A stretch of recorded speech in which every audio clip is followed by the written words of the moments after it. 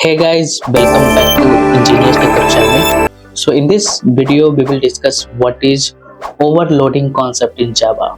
Okay, so before going for the definition, I will show you one example of overloading, then you will get more clarity. Okay, so you guys are using system.out.println. If you are watching my series, Java series, I have already explained in the depth what is system.out.println. Okay, so this is the print statement, right? So let me show you. I'll create one class. Okay, I'm writing just demo test. Okay, in demo test I'm going to save this. Okay, so why I'm giving you this example, so you will get clarity about of overloading, right? Then we can define the overloading concept. Okay, so you can see here system is your class, out is your variable, and println is your method. So you guys are using system.out.println frequently. If you already watch my video for system.out.println, we will explain clearly. Okay, if you're not watching, then I don't think so you have a much clarity about of that. But in this video I'm going to focus on overloading concept. You can see here println. So many of them are beginner or you are watching my video. So did you observe that what is println? Println is your method, right? So you can see by using this system.out.println, we can print any types of the value, right? Any data types, right? So you can see hello string, hello world is your string type. Okay, I want to print int a equal to 10, right? So if I will print a is what? A is our integer type. Okay, so let me show you. A is integer type, correct, right? Now I will also define float f1 equal to 10 or 20 f. Understood, right? I am also able to print f1. Okay, did you think like how we are able to print all the types of the value, all the data types of the value? If I will compile this code, I am able to compile. If I will press Ctrl 2, I am able to execute. But did you observe that why this complete statement is printing all types of the value? Because of println method. So what is println method?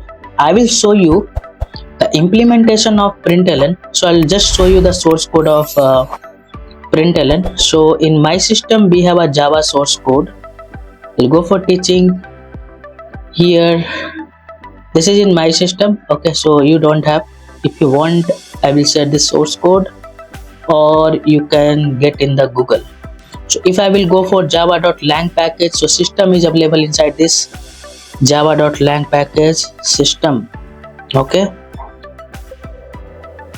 sys. I will type println.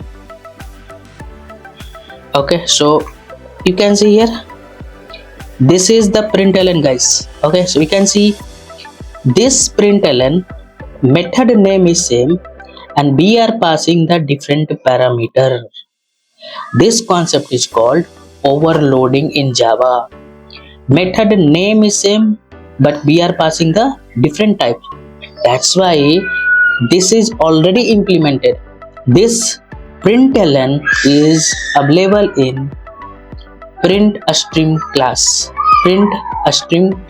Okay, and this print a stream is available in java.io package. If someone will ask you what is overloading, Just you can give this example system.out.println method. So println method will accept all the types. You can see method name is same and we are passing the different type of argument or different type of order. Order means you can pass different parameter. Understood, right? This concept is called overloading concept. I will give you one more example, don't worry. Okay, so what is overloading? Defining a new method with existing method with but different parameter or order is called method overloading. Order means suppose you have created a method m1, so you are passing int a and int b. Understood, right? Again you have created one method called m2, you are passing int a, int b and int c. Understood, right? So this is called different order or we have a different parameters. So this is the example of overloading. So we have a many example.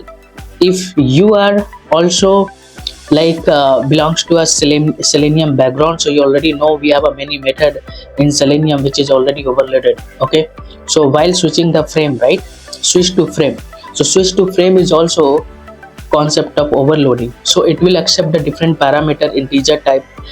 Switching the index, while switching the index, right, so it will also accept the integer type. While switching the name and id, it will accept a string type, and if name id is not there, it will also accept bev element type. So in the selenium I have given one example, another example of overloading.